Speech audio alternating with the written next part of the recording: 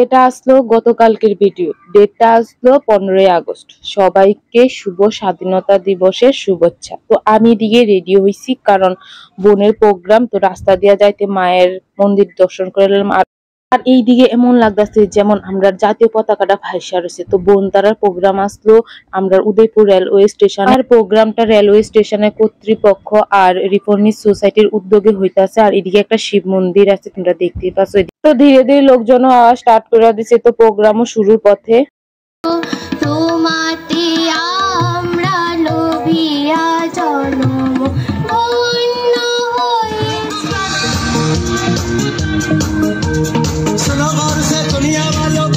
সত্যি কথা কইতে কি, আমরার দেশ রয়েছে কি এমন একটা দেশ কেউ নজর লাগাইতে পারতো না।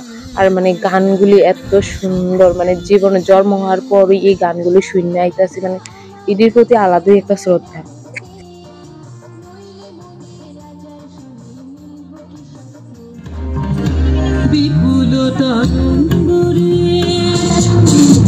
প্রোগ্রামের মাঝে ওই দিক থেকে আমরারে দিছে কিছু জল খাওয়ার লেগে।